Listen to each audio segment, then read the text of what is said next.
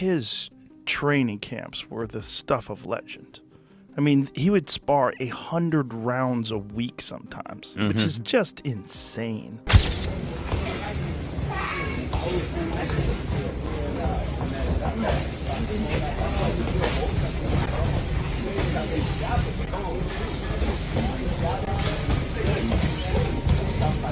Yeah, so who do you like in Canelo versus Crawford? Well, I'm a giant Crawford fan because I think he's the best switch hitter since Marvin Hagler. I also think he's one of those guys that if you tell him he can't do something, he wants to show you and shock the world. 1,000%. Joe Rogan has responded to Terence Crawford's intense training ahead of his highly anticipated clash with Canelo Alvarez.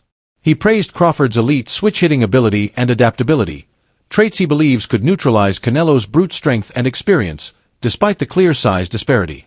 However, Rogan expressed concern about whether Crawford can absorb Canelo's punishing shots, warning of the real danger of being physically overpowered. Crawford's about to fight. Yes, he's going to fight Canelo. Oh, man. I just hope he's big enough. I hope he's big enough to keep that dude off him because Canelo hits so hard, man. That's one dude that, like, I believe all the shit he be talking.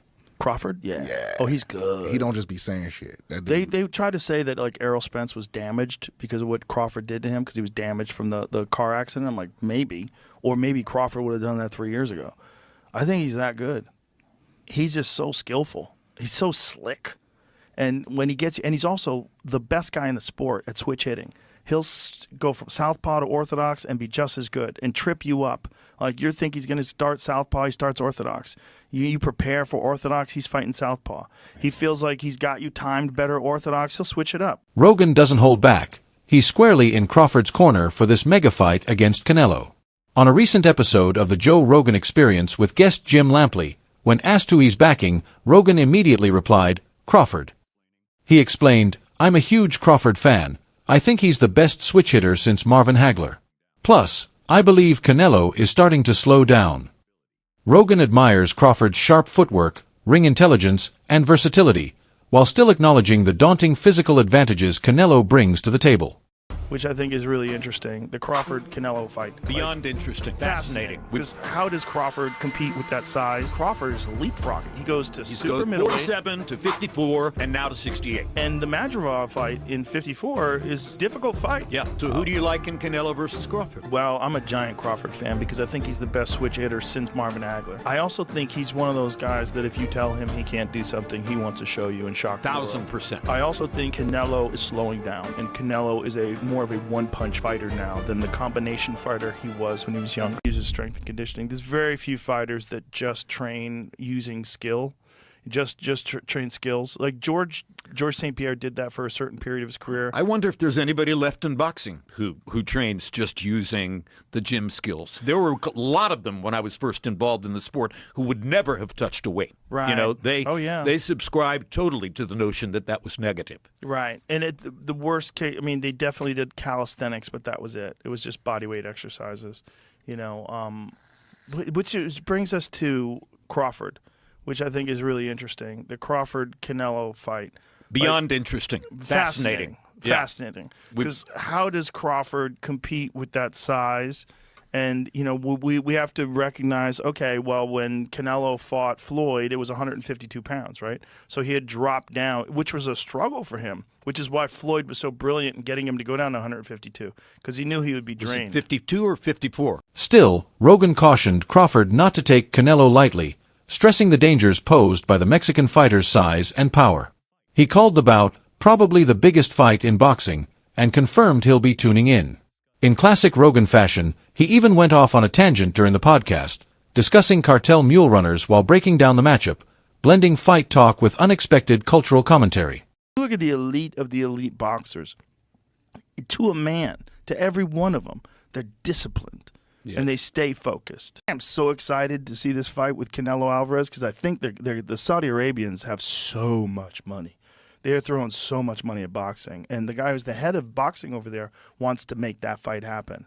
I think Terence Crawford, forget about the 3 weight classes. I think he could beat Canelo. I think he can too. During his appearance on the Joe Rogan Experience, Crawford opened up about his dominant 2023 performance against Errol Spence Jr., attributing his success to meticulous preparation. Everything you saw on fight night, we drilled it over and over, he said, emphasizing how repetition in training translated to flawless execution in the ring. Addressing concerns about facing a larger opponent, Crawford stated confidently, "He might be bigger than me, but big doesn't mean stronger." Actually practicing it, that was something that when I had the cast on, I was like, man, I love the gym so much. I'm like, man, I'm not leaving the gym. Like, I'm going to practice with this left. And that's when I got the left stronger, because at first, when I go southpaw, it was only, my right. Then when my hand got messed up, just started working on the left, and it started getting stronger and stronger. And I started getting more accurate, because at first, it's just throw it just to be throwing it. And then, it just got to a point where my left was actually way stronger than my right. Renowned trainer Teddy Atlas views the Canelo vs. Crawford showdown as a classic battle of size versus speed. While Canelo brings raw power and home advantage, Crawford may hold the edge with agility and ring IQ. Comparing it to Manny Pacquiao's upset over Oscar de la Hoya, Atlas praised Crawford's elite instincts, timing, and elusive style. Despite Canelo's proven success at higher weight classes, Atlas believes Crawford's adaptability and intangibles make him a rare talent, capable of defying the odds. Maybe he's a little overrated. Terence Crawford versus Canelo Alvarez at 168 pounds. Canelo's really good. Really good. But I think Crawford is special. I know he hasn't fought the resume everyone wants, but you have that or you don't have that ingredient. I think he has it. Canelo's really good. He's tremendous.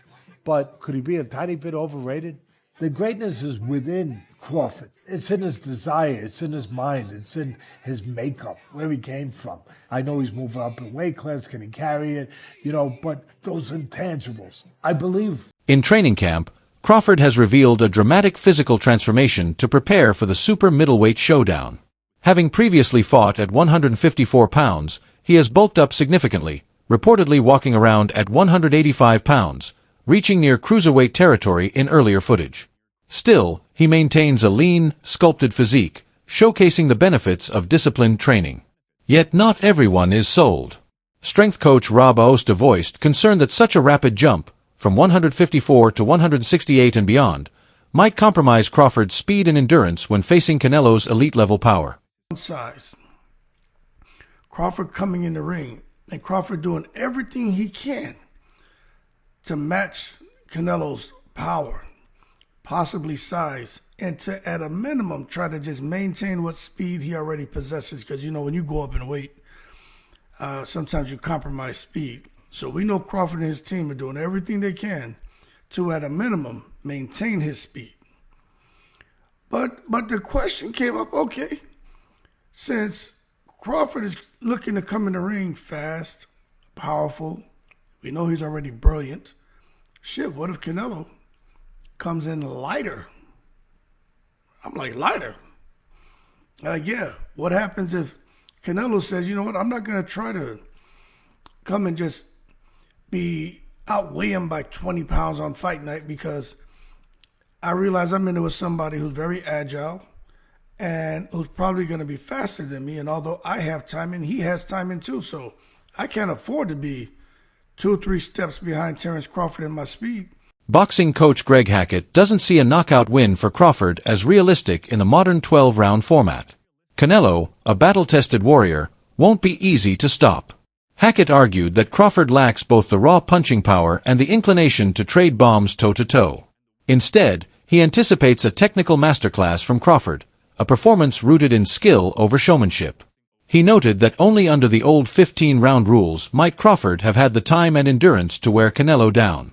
Meanwhile, tension between the fighters is rising. Canelo recently remarked, "He's going to find out what happens when a good fighter moves up and faces a great one." Crawford fired back sharply, "So you're saying Dimitri Bivol is a great fighter and you're just good? Because every time you stepped up, you lost."